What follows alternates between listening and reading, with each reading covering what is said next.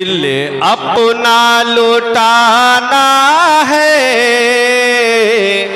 गाजी तेरी चौखट पर, दिल अपना लुटाना है गाजी तेरी चौखट पर, दिल अपना लुटाना है गाजी तेरी चौखट पर, हर उर्से में आना है, हर उर्से में आना है गाजी तेरी चौखट पर, हर उर्से में आना है गाजी तेरी चौखट पर।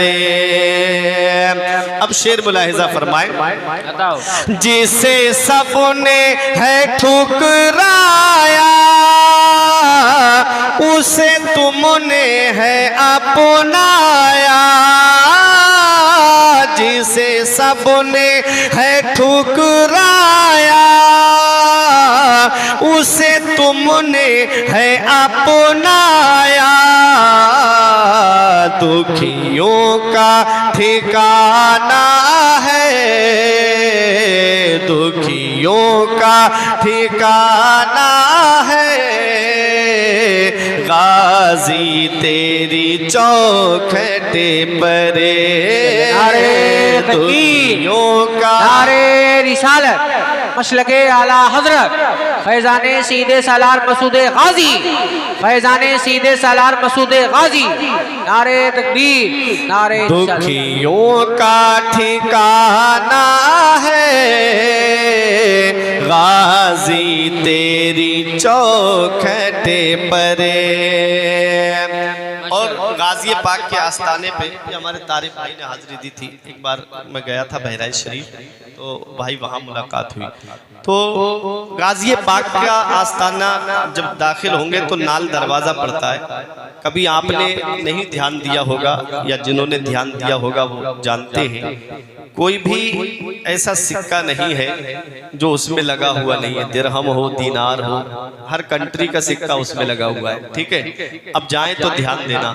तो उसको शायर ने शेर में यूं बयान किया है, सोने से जड़ी चौखटे चांदी से जड़ी चौखटे, सोने से जड़ी चौखटे चांदी से जड़ी चौखटे, हर एक खजाना है, हर एक खजाना है गाजी तेरी चौखट पर, हर एक खजाना है गाजी तेरी चौखट पर।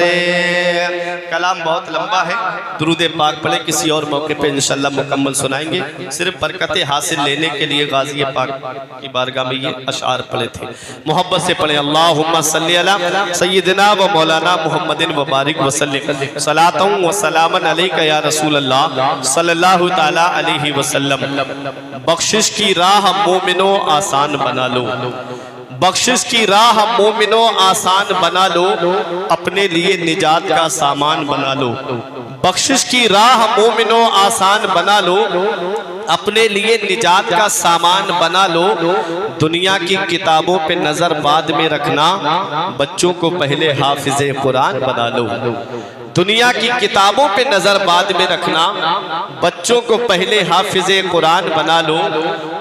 और जो भी रसूल पाक पे कुर्बान हो गया, मरने के बाद खुल्द का मेहमान हो गया, अल्लाह की रहमत ने उसे गोद में लिया, जिसका भी बच्चा हाफिज़े कुरान हो गया।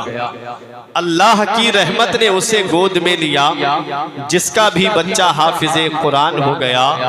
तेरे आमाल ऐसे हों जहां में नाम हो जाए, तेरे आमाल ऐसे हों जहां में नाम हो जाए, तेरा हर लफ्ज उम्मत के लिए पैगाम हो जाए। बना किरदार को बेमिसल उस मंजिल पे पहुंचा दे कि तुझको गैर देखे कायले इस्लाम हो जाए, कि तुझको गैर देखे कायले इस्लाम हो जाए।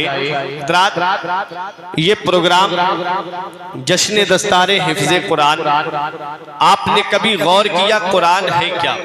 ये उलमाए किराम तशरीफ फरमा है, दरसगाह से ताल्लुक़ रखने वाले ज़ीनत दरसगाह असातिज़ाए किराम तशरीफ फरमा है, बड़ी काबिल कद्र शख्सियतें यहाँ पर तशरीफ फरमा है।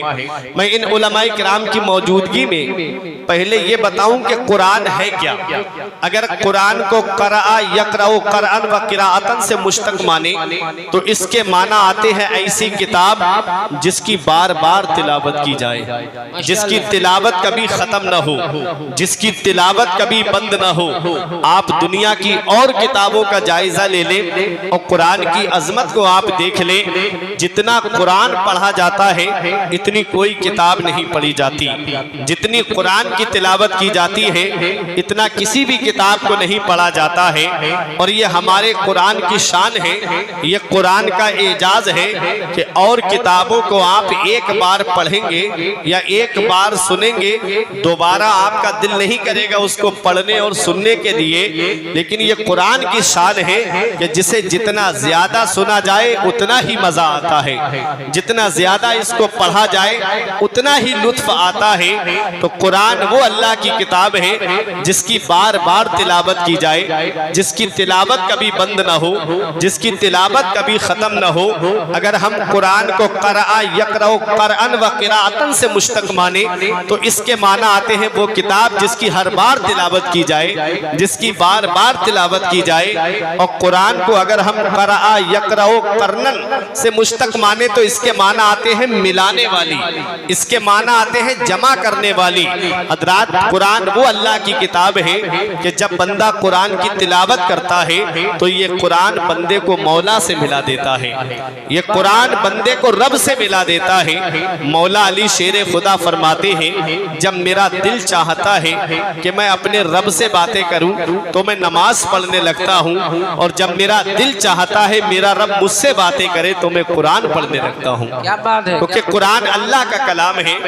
आप इतनी खामोशी के साथ ये प्रोग्राम सुन रहे हैं, जितनी ज्यादा तादाद में आप हैं इतनी खामोशी के साथ प्रोग्राम सुने नहीं जाते हैं। अरे जंग में कागजी अफराद से क्या होता है, हिम्मतें लड़ती हैं तादाद से क्या होता है। हो मुजाहिद तो लड़ो अपने ही बलबूते पर, गैरों की इमदाद से क्या होता है।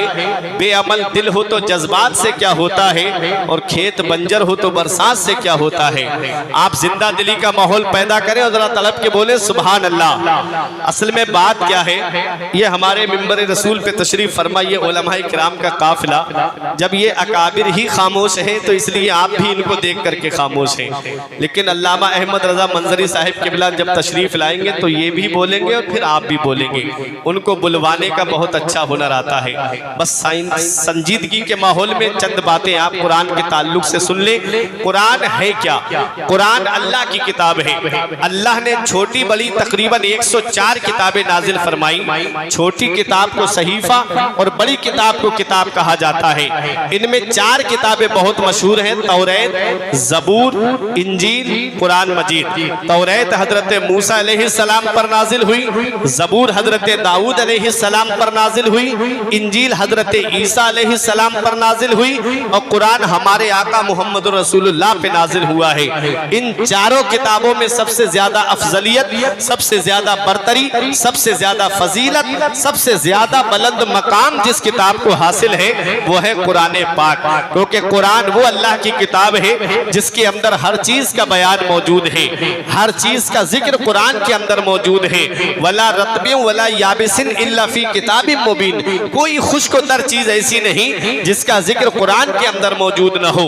हीरे कुरान के अंदर मौजूद है, जवाहिरात कुरान के अंदर मौजूद है, सदफ कुरान के अंदर मौजूद है, गौहर कुरान के अंदर मौजूद है। और जिस मरीज को दुनिया के डॉक्टरों ने इलाज कर दिया हो उसकी शिफा भी कुरान के अंदर मौजूद है। शर्त यह है इतना इल्म होना चाहिए, शर्त यह है इतनी सलाहियत होनी चाहिए, शर्त यह है इतनी काबिलियत होनी चाहिए। जिन्होंने कुरान पे रिसर्च किया वो अपनी मंजिल का पता पा गए, जिन्होंने कुरान पे तहकीक की वो अपनी मंजिल और अपनी मुराद को पहुंच गए। हजरात आओ मैं कुरान बताऊं, कुरान है क्या?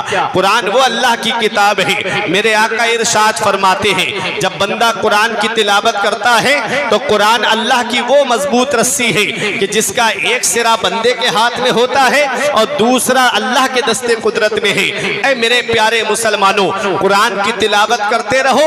आका फरमाते हैं कुरान की तिलावत करो, तुम कुरान की तिलावत न छोड़ो, कुरान तुमको नहीं छोड़ेगा। जब इंसान कुरान की तिलावत करता है तो ये कुरान कब्र में भी काम आएगा। जब इंसान कुरान की तिलावत करता है ये कुरान मैदान महशर में भी काम आएगा। आका फरमाते हैं अल कुरान शाफिउ व मुशफ़्फ़ा, कुरान शफात करने वाला है और कुरान की शफात कबूल की जाएगी। कुरान किसकी शफात करेगा? क्या कुरान उनकी शफात करेगा जिन्होंने कुरान को उठा करके ताक में रख दिया है? क्या कुरान उनकी शफात करेगा जो कुरान को जुमे के दिन भी खोल करके नहीं देखते? क्या कुरान उनकी शफात करेगा जो 2.5 घंटे की फिल्में बैठ करके देखते हैं और 10 मिनट कुरान की तिलावत नहीं कर सकते? क्या कुरान उनकी शफात करेगा जो कानों में ब्लूटूथ लगाई और गाने सुनते हुए गलियों में घूमते फिरते हैं लेकिन कुरान का एक रुकू भी तिलावत नहीं करते हैं? कुरान उनकी शफात करेगा जो कुरान की तिलावत करते हैं, जो फजर पढ़ करके कुरान पढ़ते हैं, जो जोहर पढ़ करके कुरान पढ़ते हैं, जो असर पढ़ करके कुरान पढ़ते हैं, जो कुरान की तिलावत करते हैं। कुरान उनकी शफात करेगा जो कुरान के बताए रास्ते पे चलते हैं। कुरान उनकी शफात करेगा जो कुरान के बताए तरीके पे चलते हैं। कुरान उनकी शफात करेगा और आका फरमाते हैं कि कुरान की शफात कबूल की जाएगी, कुरान की सिफारिश कबूल की जाएगी। इसलिए ऐ मेरे प्यारे मुसलमानों, अपना रिश्ता कुरान से मजबूत कर लो। ये दुनिया चंद दिन की है, यहाँ हमेशा रहने के लिए नहीं आए हो। हमने देखा है इस दुनिया का जायजा लेकर के वो जो दुनिया में गुनाहगारी में मशगूल रहता था आज दुनिया से चला गया। कोई कब्र पे उसकी कुरान पढ़ने वाला तक नहीं है, कोई उसके घर में ईसाले सवाब कराने वाला तक नहीं है। आज खिर नाज किस पे किया जाता है? जिस औलाद पे आज घमंड किया जा रहा है। हमारे बुजुर्गों ने कहा है सबसे बड़ा अक्लमंद इंसान वो है जो अपनी नेकी खुद करके जाए और सबसे बड़ा बेवकूफ इंसान वो है जो अपनी नेकी दूसरों पे डाल करके जाए। जिस औलाद को आज फिल्में देखने से वक्त नहीं मिलता, जिस औलाद को आज गाने सुनने से वक्त नहीं मिलता, जिस औलाद को आज टीवी देखने से वक्त नहीं मिलता, वो क्या उम्मीद की जा सकती है